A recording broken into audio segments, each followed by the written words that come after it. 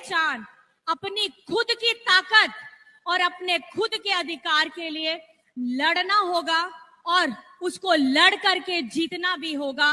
तो आप तैयार हैं? तैयार है मेरी सारी दीदी बहनें, दादा? तैयार है ना? तो नारी शक्ति के लिए एक जिंदाबाद होना चाहिए। नारी शक्ति जिंदाबाद, नारी शक्ति जिंदाबाद, नारी शक्ति जिंदाबाद। हमारी आदिवासियों की क्या पहचान है? हमारे गरीब गुरबा की क्या पहचान है? आज हम लोग अपनी भाषा को बचाने के लिए निरंतर प्रयासरत हैं। आप जानते हैं कि हम निरंतर लड़ाई लड़ रहे हैं अपनी हो भाषा को संविधान की 8वीं अनुसूची में लाने के लिए। लेकिन देख लीजिए किस तरीके से केंद्र में लोग बैठे हैं। दूसरे पार्टी में भी आदिवासी नेता है, दूसरे पार्टी में भी हो नेता है, लेकिन कभी भी हमारी आवाज उठाने वाले, हमारी भाषा को पहचान देने वाले वहां पर में अपनी बात नहीं रखते हैं। और हम चुनते किस लिए हैं? हम अपना प्रतिनिधित्व अगर करने का किसी को जगह देते हैं, हम इस मान के साथ देते हैं कि हमारी संस्कृति, हमारी परंपरा, हमारी सभ्यता को वो पहचान मिलनी चाहिए जो हमारा हक है, हमारा अधिकार है। सारंडा का जंगल है, किरीबुरू है, क्या है ये सब? ये एक आदिवासियों की पहचान है। हम पैसे से संपन्न नहीं हैं, हम संपन्न है अपनी सभ्यता से, हम संपन्न है अपनी परंपरा से, हम संपन्न है अपनी भाषा और बोली से, लेकिन हमको उसकी जगह भी नहीं मिलती है। और आज देखिए जंगल में जिस तरीके से हमको जंगल के उत्पाद मिलते हैं, इमली मिलता है, शहद मिलता है, चिरौंजी मिलता है, मड़वा मिलता है, आपको जान करके हैरानी होगी कि झारखंड में जंगल में रहने वालों के लिए ये एक जीविका का साधन है, लेकिन जो हमें मूल्य दर उसको मिलता है वो शर्म आती है। केंद्र सरकार को शर्म आनी चाहिए कि झारखंड के सामान को, अगर मैं आपको उदाहरण देना चाहूं, उसका हमको मूल्य दर मिलता है 250 रुपया, 250 रुपया, लेकिन जैसे ही मार्केट में चला जाएगा वो आपको 1200-1500 रुपए में चला जाता है। तो ये मजाक केंद्र सरकार झारखंड के साथ ही क्यों करती है? अगर इतनी चिंता है तो गहन चिंतन की आपको जरूरत है। अगर आपको झारखंड की इतनी चिंता है तो हमारे जंगल में रहने वाले लोगों जिनकी जीविका का साधन है उनके असली मूल्य दर तक आप लोगों को पहुंचाना होगा।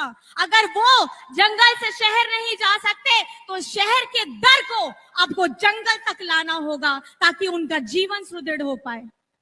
आज हम आ रहे थे रास्ते में और रास्ते में हम लोगों ने देखा कितना मनोरम दृश्य है।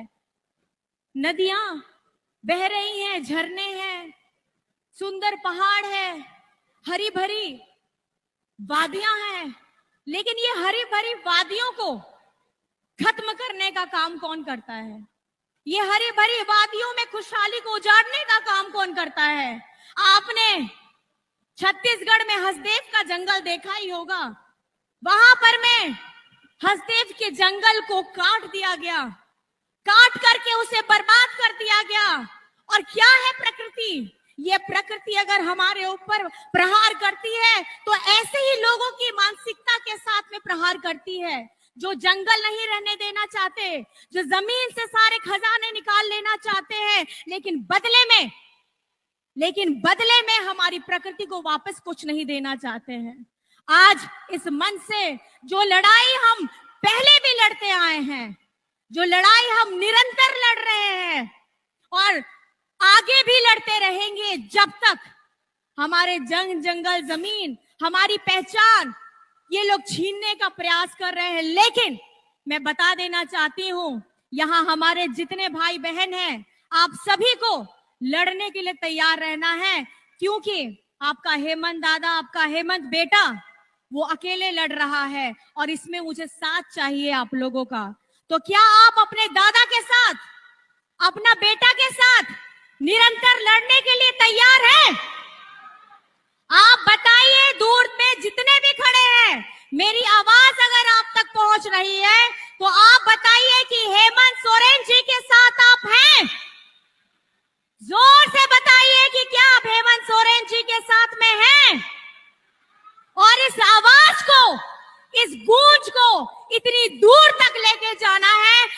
बताना है कि झारखंड संगठित है, हम सब संगठित हैं, चाहे हम जिस भी धर्म जाति से, क्योंकि सबसे ताकतवर अगर प्राणी है धरती में वो माँ है।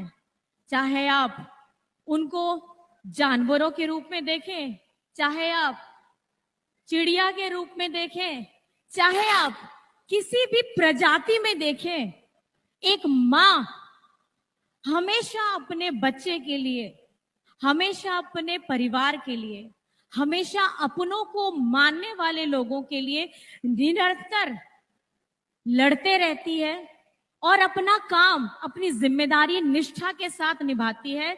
बस एक छोटी सी आशा रखती है अपने समाज से, अपने परिवार से, कि कोई उसे दो मीठे बोल बोल दे, कोई उसको कंधे पे हाथ रख के बोल दे कि आज तुमने खाना बहुत स्वादिष्ट बनाया है। थोड़ा उसको सहला दे, उसको बता दे कि आज तुमने जो काम किया है वो बहुत ज्यादा अच्छा है, इसमें और आगे बढ़ो।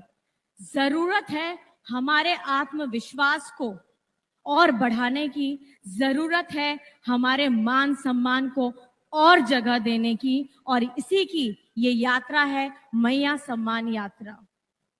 आपको मैं बताना चाहूंगी, एक संवेदनशील व्यक्ति के अंदर में ही ऐसी एक संवेदनशील सोच आ सकती है, और वो सोच हमारी आधी आबादी के लिए है। तो मैं आपसे पूछना चाहती हूं, हमारे झारखंड में पहली बार झारखंड मुख्यमंत्री मैया सम्मान योजना की शुरुआत हुई है। ये एक सम्मान राशि है। तो मैं आपसे पूछना चाहती हूं, हमारी दीदी बहनों लोगों से पूछना चाहती हूं, आपको ये योजना पसंद आ रही है? आ रही है सबको? अपने दोनों हाथ उठा के बताइए, सबको पसंद आ रही है? अच्छी लग रही है? आपके दादा ने, आपके भाई ने, आपका बेटा ने ये योजना आपके लिए इसलिए लाया है कि उनको पता है कि हमारी आधी आबादी शारीरिक तौर पर, मानसिक तौर पर, आर्थिक तौर पर हमेशा अपने आप को पीछे रखती है। लेकिन ये वक्त अब पीछे रहने का नहीं है, ये वक्त अब निरंतर आगे बढ़ते रहने का है। मैं आप लोगों को इतना बताना चाहती हूं, आज हम लोग लड़ रहे हैं अपनी पहचान के लिए, हम लोग लड़ रहे हैं अपनी परंपरा को बचाने के लिए, हम लोग लड़ रहे हैं अपनी भाषा को बचाने के लिए। आज हम लोग कोल्हान में आए हैं, हमारे वीर शहीद, हमको उनको नमन करते हुए और उनसे प्रेरणा लेते हुए ये सीखते हैं कि हमारी पहचान क्या है,